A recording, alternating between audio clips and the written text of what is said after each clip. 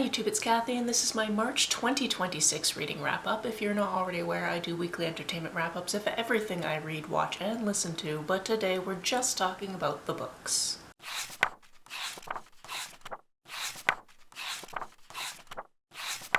I'm going to start with my nerdy hardcore stats and charts and then get into what I read. Also, I put chapter markers in all of my videos so you can skip over things or go back to things as you please. While you're checking out that feature down in the description, please make sure that you're subscribed because YouTube really likes to unsubscribe people just for funsies, and maybe like the video, hype the video. That's apparently a feature. I've never used it before, but you can do the thing. As a reminder, I'll also be going over the prompt for Read Queer all year at the end of the video, as well as going over my bingo board from hell at the end of the video, so make sure to stick around for that. I also wanted to remind you that I started doing my monthly wrap-ups a little bit differently because I used to wrap up every single book. However, as I already said, I do that on a weekly basis as well. So in these videos, it's mostly about the stats, how things are going for the year, wrapping up different challenges, and I will tell you what I read, but I'm not going to do a complete wrap-up. I'll just talk a couple of lines about it. And down below, I've directly linked to the videos where you can find me talking about each of the books. So if you are interested in about hearing more, you can do that. It's about working smarter, not harder, and usually this is the video in the month that takes the longest to edit. So I've cut that down significantly, which makes me very happy. And one of the big reasons for needing a change like that is a month like I had this month. In March, I read 24 books, for a total of 6,627 pages. Now you can see why it used to take so long to film these videos. That takes into account converting audiobook minutes to pages, so 3,899 of those pages were about 98 hours of audio. The age breakdown for these books was 18 adult books and 6 middle grade books. I read 18 novels, 3 anthologies, 1 short story, 1 guidebook, and 1 graphic novel. This month, the biggest chunk of what I read was fantasy, nonfiction, and mystery thriller, followed by horror, historical fiction, contemporary, romance, spec-fic, and sci-fi. If you adjust by page count, not too much changes. Most of these were from the library, but I read some from NetGalley, Kobo, an independent bookstore, and 1 from a friend. I read 13 audiobooks, 5 paperbacks, 3 hardcovers, and 3 ebooks. Most of my books were in the 200 to 299 page range, and the majority were published this decade. Half of what I read this month was written by men, but half of my protagonists were women. In terms of setting, most of them were set in the United States, although I also had reads set in other worlds, Canada, the UK, Japan, Italy, Egypt, and Haiti. In terms of diversity of subject matter, a big chunk didn't have any to speak of, but there were queer and intersectional reads,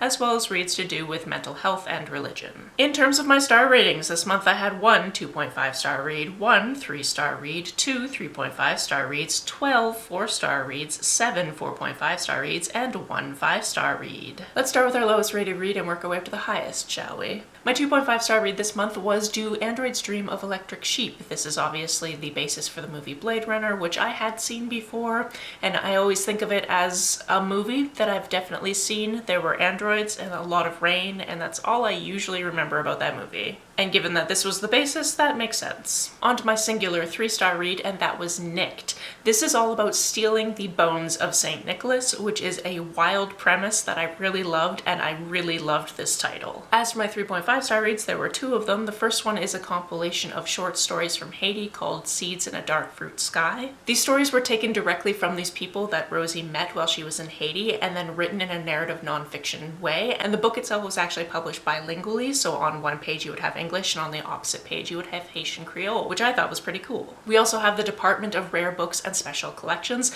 This is about a woman working in a library. She has to step up because her boss had to leave for medical reasons, and now she's got a really big mystery to solve. On to my 4-star reads, which is historically always the largest category, so let's get through it. First we have Roll Call. This is about a couple of middle graders playing Dungeons and Dragons. It's only ever been a party of 1 with 1 DM, and now the DM wants to bring more people in, and the one person doesn't really feel great about that. Then we have the 1 short story I read this month, which is A Dead Djinn in Cairo. This is a short story that happens before the first novel in this universe, and I was told that this sets up the world a little bit better than the novel does, so I just wanted that little bit of extra context before I go into that novel, hopefully in April. Next we have Zen and the Art of Motorcycle Maintenance. This is half travel story and half hardcore philosophy, and obviously, knowing me, I enjoyed one aspect of it more than the other, and I found it hard to get through certain parts of the second aspect. But overall, I can see why this is a beloved book that was put on my 40 before 40 TBR by somebody on the internet. I can't remember who at this point. Next we have the Kamigawa Food Detectives. This is a very adorable Japanese novel that has basically 6 stories to it, where people come to this family-run diner. It's run by a retired detective and his daughter, and they tell them that they're trying to track down this certain dish they had from their past. They always say why they really want to track it down,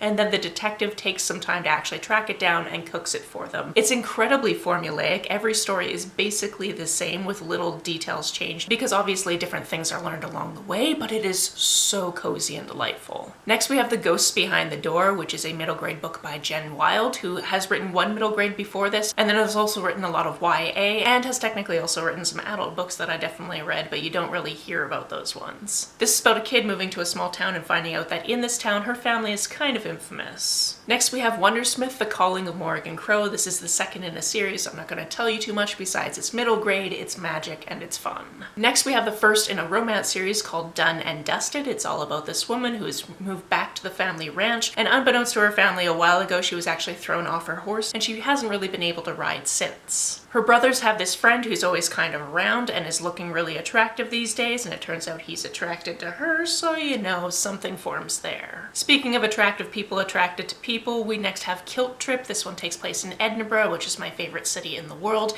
and it takes place around tour guiding, which is something I used to do in Edinburgh, so obviously this was made for me. Next we have You Did Nothing Wrong. This is about a woman who's from Australia, but she and her 6-year-old son recently moved to the United States because she got married to a guy who is fixing up his family home, and there's weird things going on there, or at least that's what her son says. Her son also has behavioral issues, and she's trying really hard to make sure that nobody knows about those because she is very scared that her son will eventually be taken away from her. Next we have How to Have a Killer Time in DC, and this is the start of another mystery series about this travel writer who has to go write a piece on DC, and while he's there something happens and he needs to solve that mystery. The main character in this one is also queer and autistic, and the author of this one is also queer and autistic, and then other details from his life have also made their way into this story, and I'm really excited to read the next one in the series. I'm not sure when it's coming out, but I know it's in the ARC phase, and I did ask for an ARC, so fingers crossed. Next we have The Decagon House Murders. This one takes place in Japan in 1986, and we're following 2 different sets of people. Some of them are in a mystery writing club, and they each have nicknames based on Western writers,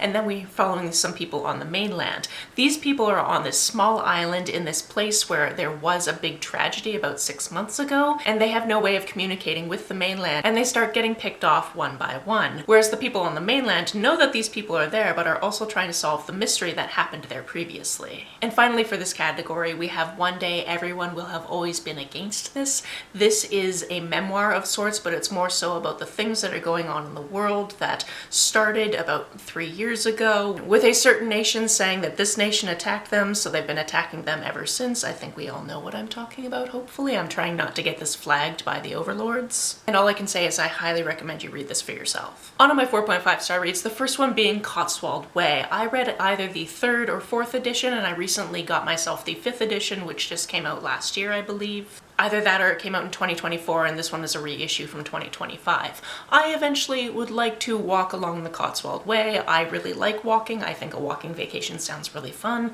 It's also going to be a little bit expensive, mostly because the accommodation along the way is pretty expensive, but I really wanted to have this in my back pocket for when I start actually planning that trip. And also I think this is the first time I've talked about a guidebook in nearly 10 years of doing this, which is kind of cool. Next we have Eli Over Easy. This is about a kid living in New York. Shortly following the death of his mother, he lives with his father. They're not from here, so his father kind of wants to go back home, but he wants to explore the city more. Next we have another delightful middle grade, which is the Millicent Quibb School of Etiquette for Young Ladies of Mad Science. And this is one of those things that can only come from the delightful brain of Kate McKinnon. Next we have another middle grade, because apparently I read 6 of them this month, and I didn't realize that until I was putting these stats together, and that's Alex Wise versus the End of the World.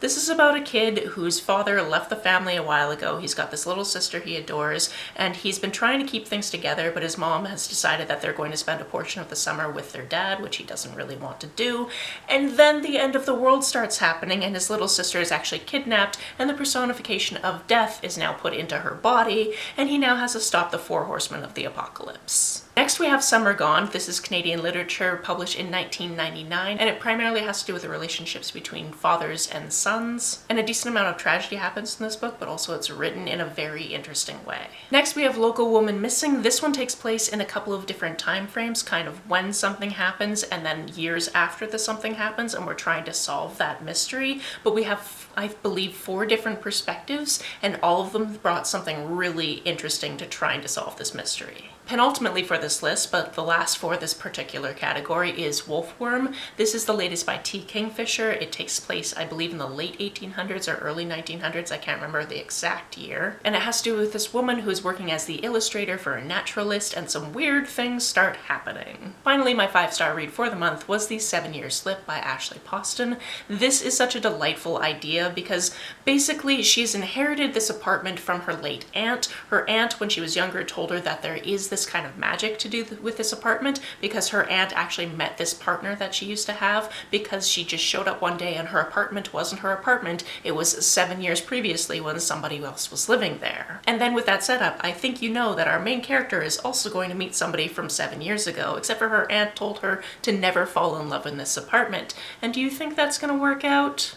You'll figure it out. As promised, I need to go for the prompt for Read Queer All Year, which for this month was Heroes and Villains. I read at least 3 books that seem to fall into this category. We have Nicked because people are trying to go steal the bones of St. Nicholas. We have The Ghosts Behind the Door, which again was just such a fascinating story that I really enjoyed. And then we also have Roll Call. I don't think there's anything on page specifically, but I have an inkling about some of these characters, and also the author is queer, so I'm counting it. As for my bingo board from hell, this is what it looks like. For audiobooks, I'm more than 1/3 of the way through the goal, and also we're only 1/4 of the way through the year, so I'm definitely motoring on that one. I made a few more strides for ebooks, and then I think I got 11 new badges from Pagebound in this month. So I definitely should have had this as a higher goal, but whatever, I like an easy win. Oh, and also, of course, I've read 8 out of 9 of the books that I needed to finish the 40 Brew for 40 TBR. I'm currently reading the 9th, but I kind of wanted it to roll over into April since that is the deadline. I could have motored through it, but I kind of wanted to leave it so that it actually ended in the correct month. If you want to hear me talk more about these books or other books for that matter, the playlist, my weekly entertainment wrap-ups, is always linked down below, and of course down below I have the links for all of the weekly wrap-ups for the books that I talked about in this video. If you've read any of these or you now want to read any of these, let me know about it down in the comments below. On the way down in the comments, if you hit that subscribe button, that would be very nice of you. If you don't feel like leaving a comment but want to make sure that I know you were here, just leave me an emoji or a smiley face if you happen to be on your keyboard.